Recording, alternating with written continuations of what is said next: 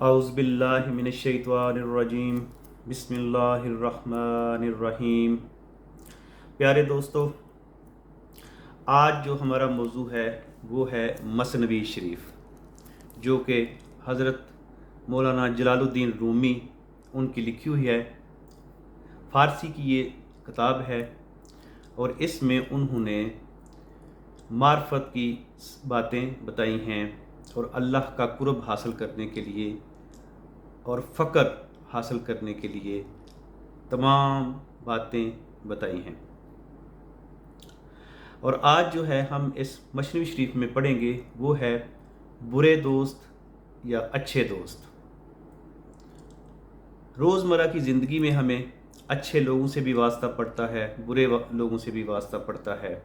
तो आज हम ये सुनेंगे कि अच्छे लोगों के साथ, अच्छे दोस्तों के साथ, अच्छे रिश्तेदारों के साथ उठने बैठने से आप पर क्या असरात होते हैं और बुरे दोस्तों के साथ, बुरे रिश्तेदारों के साथ, बुरे लोगों के साथ बैठने से आपकी ज़िंदगी पर या उखरवी ज़िंदगी पर क्या असरात मुरतब होते हैं। तो शुरू करते हैं। हक ज़ात पात अल्लाह हुस्समत के बूदे बा मारे बद अज यारे बद। हक ज़ात सिर्फ अल्लाह ही की है, अल्लाह की ज़ात ही समद है। मतलब कि पाक, साफ और सबसे अच्छी और सबसे आपके साथ, जिसके साथ रहकर आप दुनिया और आखिरत की हर खुशी और हर कामयाबी अता कर सकते हैं, वो है सिर्फ़ और सिर्फ अल्लाह ताला की ज़ात। कि बूदे बा मारे बद अज यारे बद।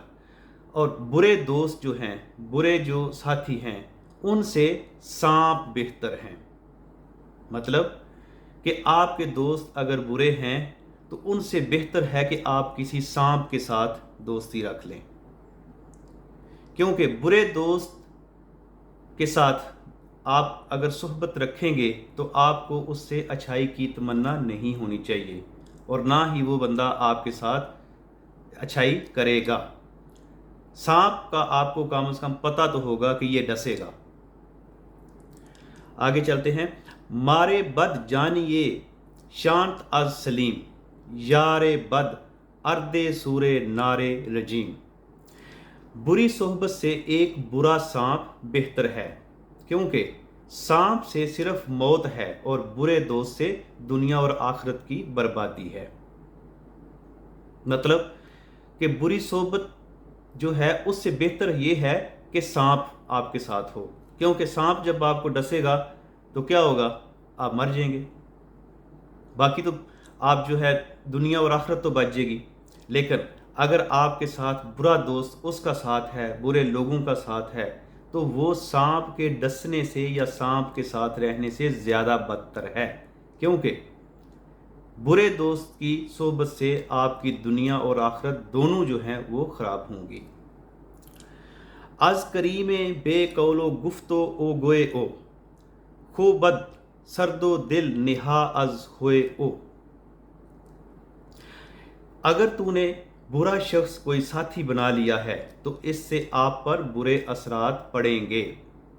मतलब कि अगर आपने किसी बुरे साथी के साथ सोबत इख्तियार कर ली है तो वो ना सिर्फ यहाँ पे बल्कि हर जगह पे आपकी ज़िंदगी पे उस शख्स के बुरे असरात पड़ेंगे। जैसा कि हजूर अकरम सल्लल्लाहु अलैहि वसल्लम का फरमान है, नेक साथी की मिसाल एक अतार की है और बुरे साथी की मिसाल एक भट्टी की है।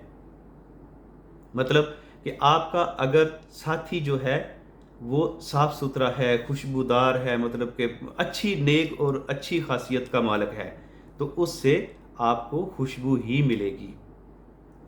और अगर आपका दोस्त बुरा है तो वो एक भट्टी की मानंद है।